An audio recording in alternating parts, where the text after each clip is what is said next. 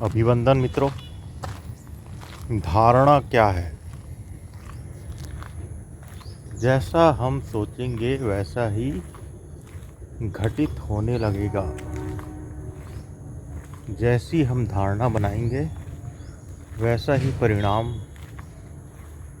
दिखने लगेगा। गौतम बुद्ध से लेकर बड़े बड़े संतों ने कहा है, जैसा सोचोगे वैसा ही हो जाओगे। और बहुत सारे इसके उदाहरण दिए हैं। रूस में एक व्यक्ति हुआ जिसका नाम था वॉल्फ मैसी। वह अपनी आत्मकथा लिखा। उसमें उसने अपनी धारणाओं को और उसके परिणामों के बारे में इतनी स्पष्टता से उसको जिया और उसको पाया। जब वह 17-18 साल का था, गरीब था और किसी ट्रेन के डब्बे में सफ़र कर रहा था, तो उसके पास टिकट नहीं थी। तो उसने लिखा है कि मुझे आज भी वो क्षण याद है, मेरे पास टिकट नहीं थी और टिकट चेकर जो है वह दरवाजे के बोगी के अंदर जैसे ही घुसा, मैं सीट के अंदर घुस गया। चूँकि टिकट नहीं थी तो मैं चुप रहा था, पर टीटी की नज़र मुझ पर पड़ गई और मुझसे वह टिकट मांगने लगा। मेरे मन में एकदम हलचल मचने लगी और वहीं पास में कागज़ का एक टुकड़ा रखा हुआ था। उसे मैंने पकड़ा और आंख बंद करके धारणा किया, ऐसा भाव किया कि यह टिकट है और इस टीटी को यह टिकट दिखाई देगा, और ईश्वर से प्रार्थना किया और उसे दे दिया। तो उस टीटी ने मुस्कुराया और बोला, अरे जब तुम्हारे पास टिकट है तो तुम नीचे क्यों लेटे हो? जबकि वो कागज़ का टुकड़ा था, लेकिन इतनी प्रबल धारणा थी उसकी, वॉल्फ मैसी की, कि उसे वह चीज़ टिकट, कागज़ का टुकड़ा, पेपर का टुकड़ा, टिकट दिखाई दिया। फिर तो धीरे धीरे वह निष्णात हो गया अपनी धारणाओं को, अपनी कल्पना को बहुत स्ट्रांग रूप से प्रकट करने में बहुत ही ताकतवर बन गया, बहुत ही शक्तिशाली बन गया। फिर उसकी चर्चा होने लगी। चूँकि वह रूस का था तो रूस में स्टालिन करके वहाँ पे राजनेता थे, तो उसे पता चला। तो उन्होंने उसे बुलाया और बोला कि तुम जाओ और अमुक अमुक बैंक, जो कि बहुत बड़ा बैंक है, वहाँ जाओ और ये चेक, तुम कागज़ लेके जाना और तुम्हारे पास कुछ भी नहीं रहेगा, सिर्फ कागज़ रहेगा, और तुम इतने रूबल निकाल के लाना, लाखों रूबल। और तुम्हारे आसपास जो है सैनिक रहेंगे जो तुम्हारी निगरानी करेंगे कि तुम भाग तो नहीं गए हो। तो वह 2 बजे करेक्ट उस बड़े से बैंक में गया और कैशियर को वह सफ़ेद कागज़ दिखाकर बोला कि मुझे इतना रूबल चाहिए, इतना पैसा चाहिए, और इसमें लिखा है, आप देख लीजिए और मुझे निकाल कर दे दीजिए। और उसमें जो है स्टालिन का साइन था। स्टालिन का साइन होने के बाद उसे पैसे मिल गए। उसे जब पैसे मिल गए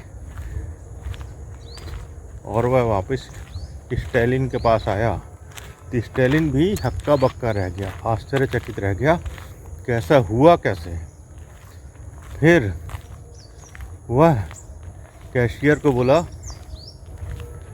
कि तुम्हारे पास कोई आया था पैसा निकलवाने के लिए, वो चेक कहाँ है, दिखाओ मुझे। तो कैशियर जो है उस चेक को देखा तो वहीं पे हार्ट अटैक होके मर गए।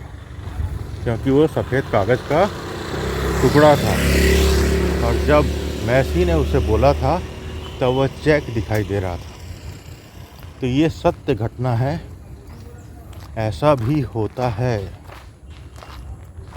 तो मेरा कहने का तात्पर्य यह है कि धारणाएं और हमारे आसपास के लोग हमें प्रभावित करते हैं कि हम उन्हें प्रभावित करते हैं। जो बलशाली रहेगा वो उससे हम प्रभावित हो जाएंगे, भले ही वह चोर, डाकू, गुंडा, मवाली, हत्यारा रहे। यदि उसके पास अंदर बहुत ज़्यादा इच्छा शक्ति है और बहुत ज़्यादा उसकी धारणाओं में बल है, तो हत्यारे के पास आकर हम संकुचित महसूस करेंगे और हमारे अंदर भी हत्या का भाव जागने लगेगा। एक छोटा सा उदाहरण, कोई जमाही लेता है भीड़ में और उसे हम देख लेते हैं तो हमें भी जमाही आती है और हाल में बैठे बाकी लोग भी जमाही लेने लगते हैं। तो यह संक्रमित हो जाती है यह छोटी सी चीज़। तो हमारे नेगेटिव विचार भी जब हम सोचते हैं तो वो भी संक्रमित हो जाती है। पास में व्यक्ति बैठा है तो उसके मन में भी अचानक नेगेटिव भाव आने शुरू हो जाएंगे। यदि आप नेगेटिव भाव करते हैं तो यदि वो नेगेटिव भाव करता है तो आपके दिमाग में भी आने लगेगा।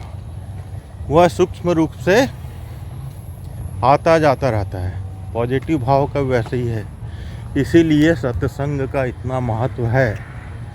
सत्संग मतलब ऐसे जगह जाना जहाँ पर पूरा पॉजिटिव माहौल है और सभी लोग भाव की तरंगों से और ईश्वरीय प्रेम से और पॉजिटिव सोच से सब एक साथ गति कर रहे हैं। इसलिए सत्संग का बहुत महत्व है। सत्संग लौटने के बाद आदमी तरोताज़ा महसूस करता है, जबकि भीड़ से जब लौटता है, जब अस्पताल से लौटता है, हॉस्पिटल से लौटता है तो थका हारा अपने आप को महसूस करता है। तो इसी प्रकार हमारे आसपास लोग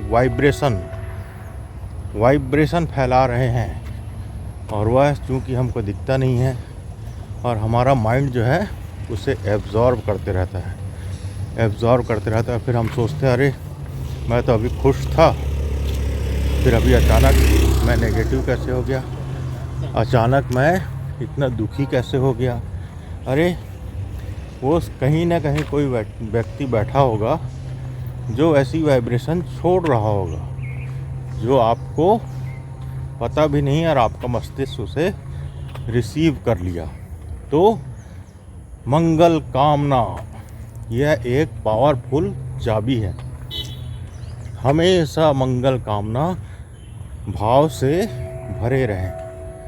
हमेशा कुछ भी हो, कैसा भी हो, हमेशा जो भी हमारे अंदर नेगेटिव पॉजिटिव जो भी चल रहा है, हमेशा यह कोशिश करना चाहिए कि हम हमेशा अंदर से पॉजिटिव की धारा बहाते रहें, दूसरे के लिए शुभ विचार प्रेषित करते रहें। यही एक माध्यम है दूसरे के नेगेटिव विचार को रोकने का। जब हम पॉजिटिव रहेंगे तो कोई हमें नेगेटिव नहीं कर पाएगा, लेकिन हम थोड़ा सा भी नेगेटिव हुए तो सामने वाला बहुत ज़्यादा नेगेटिव कर देगा। इसलिए गौतम बुद्ध का सिद्धांत है मंगल कामना। जहाँ भी गुजरो, रास्ते में, पेड़ के नीचे, भीड़ में, जानवरों के पास, पशु पक्षियों के पास, सबका शुभ हो, सबका मंगल हो, सब स्वस्थ रहें, सब खुश रहें, ऐसा भाव मन में निरंतर चलते रहना चाहिए। और हमें जो इस जीवन में पाना है उस पर ध्यान फोकस करते रहना चाहिए और उसकी धारणा मन में बनाते रहने चाहिए। और जैसा हम सोचेंगे वैसा ही हमारा जीवन भी बनता जाएगा। आभार, प्रणाम।